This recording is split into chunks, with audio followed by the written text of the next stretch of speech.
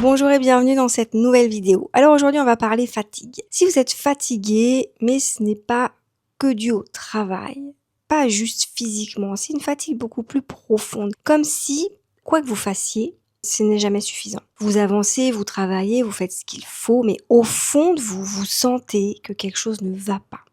C'est de ça dont on va parler aujourd'hui. Parce que souvent, on croit que le problème, c'est une charge de travail. Qu'il faut ralentir, lever le pied, prendre des vacances, prendre un week-end en off. Mais la réalité, c'est pas ça. Ce qui vous épuise, c'est pas uniquement ce que vous faites. J'ai envie de dire, c'est le décalage entre ce que vous faites et ce qui est juste pour vous. Parce qu'il y a une différence énorme entre être fatigué parce que vous avez beaucoup travaillé, et être fatigué, voire même épuisé, parce que finalement, vous vivez contre vous, contre vos propres rythmes, contre vos propres fonctionnements. Quand vous fonctionnez contre vous, vous dépensez énormément d'énergie, mais en continu. Pourquoi? Parce que vous forcez, vous compensez, vous vous adaptez, vous retenez finalement. Vous jouez un rôle. Et ça épuise beaucoup plus que le travail en lui-même. Donc, un signe qui ne trompe pas, c'est que, en gros, même le repos ne suffit pas. Et c'est pour ça que parfois, même quand vous vous reposez, ça suffit pas. Parce que le problème, il est toujours là. Il est invisible, mais présent.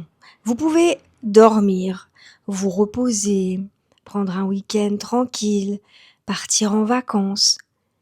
Mais si vous retournez, on va dire, dans la même configuration, eh ben, vous serez toujours fatigué. Parce que c'est pas seulement la fatigue, une fatigue du corps, c'est une fatigue du système, une fatigue de je me trahis un peu plus chaque jour. Alors, on va regarder ensemble 5 sources de fatigue invisible. Donc là, je vous ai mis 5 causes, on va dire, les plus fréquentes. Et vous allez peut-être vous reconnaître dans au moins une. La première, c'est la fatigue de suradaptation. Donc, vous vous adaptez tout le temps aux gens, aux attentes, au rythme, au cadre. Et vous dites oui alors que vous pensez non. Donc là, vous faites comme il faut au lieu de faire comme c'est juste finalement. En 2, la fatigue de tension intérieure. Donc celle-là, c'est finalement quand vous êtes en tension permanente, vous vous retenez, vous contrôlez, vous censurez, en fait vous avez l'impression d'être au bord sans jamais lâcher. En 3, on a ce qu'on appelle la fatigue de charge mentale. Donc tout repose sur vous.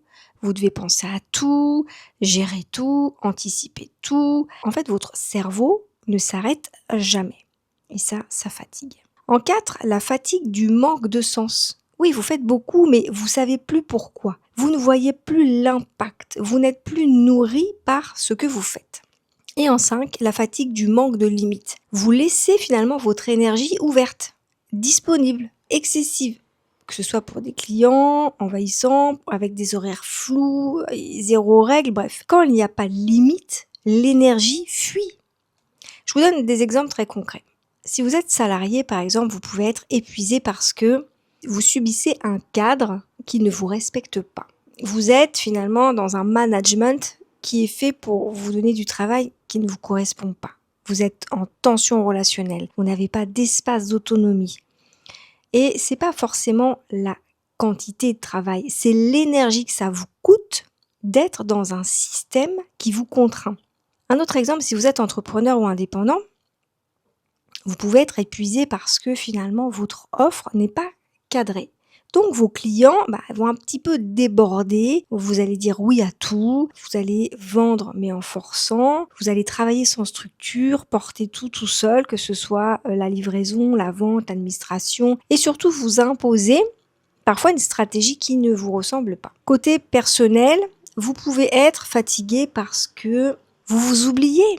Parce que vous ne vous reposez pas vraiment. Vous portez émotionnellement les autres, la famille. Vous n'avez pas d'espace à vous et ça finit par impacter aussi le côté professionnel. Donc, le vrai message ici, j'ai envie de dire, c'est que votre fatigue est votre information. Votre fatigue, c'est pas un défaut, c'est une information. Elle vous dit, il y a un endroit où vous forcez. Il y a un endroit où vous vous adaptez trop. Il y a un endroit où vos limites ne sont pas respectées. Il y a un endroit où vous n'êtes pas aligné.